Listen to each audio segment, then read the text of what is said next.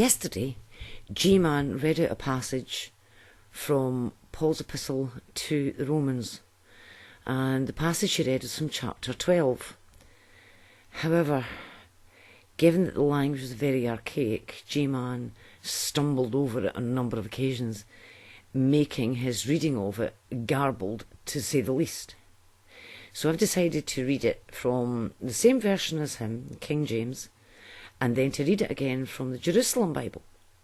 Now, I've checked Jerusalem Bible against my copy of the Good News Bible, and also against the Gideon's NIV version. And there is absolutely no difference in the meaning of these passages. So first, King James Version.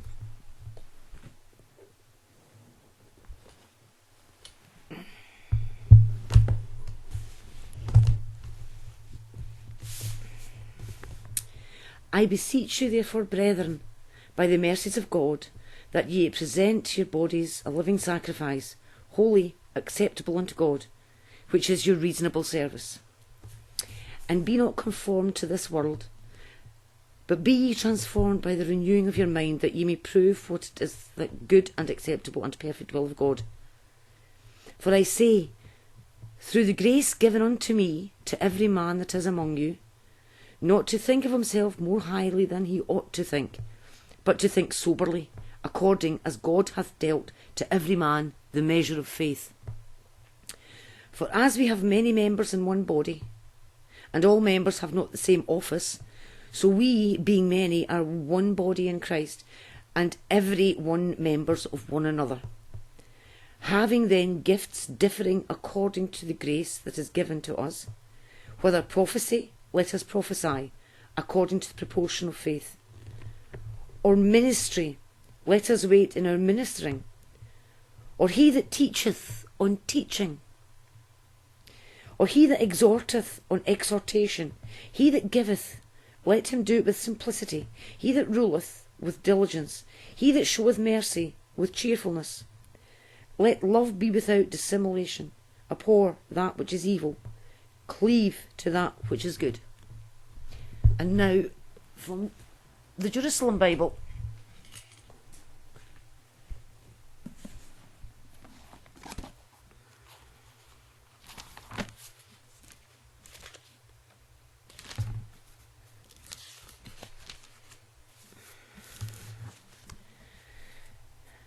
Think of God's mercy, my brothers, and worship him, I beg you, in a way that is worthy of thinking beings, by offering your living bodies as a holy sacrifice, truly pleasing to God. Do not model yourselves on the behaviour of the world around you, but let your behaviour change, modelled by your new mind. This is the only way to discover the will of God and to know what is good, what it is that God wants, what is the perfect thing to do. In the light of the grace I have received, I want to urge each one among you not to exaggerate his real importance. Each of you must judge himself soberly by the standard of the faith God has given him. Just as each of our bodies has several parts and each part has a separate function, so all of us in union with Christ form one body, and as parts of it we belong to each other. Our gifts differ according to the grace given us. If your gift is prophecy, then use it as your faith suggests. If administration, then use it for administration. If teaching, then use it for teaching. Let the preachers deliver sermons, the almsgivers give freely, the officials be diligent, and those who do works of mercy do them cheerfully. Do not let your love be a pretence, but sincerely prefer good to evil. Now, what that's telling you is that each of us has been given a different gift by the Spirit.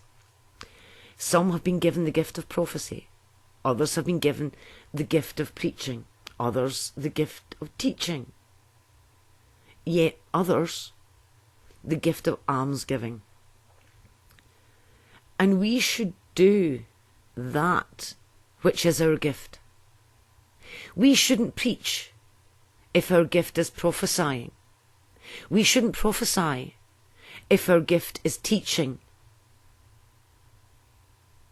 And that answers the question that G-Man continually asks, why I don't preach on here. And it's because I do not consider that I have been given the gift of preaching. For that reason, I teach. I consider that I have been given the gift of teaching. I'm able to assimilate information, synthesize it, understand it, and then reword it in simple format that people can learn it.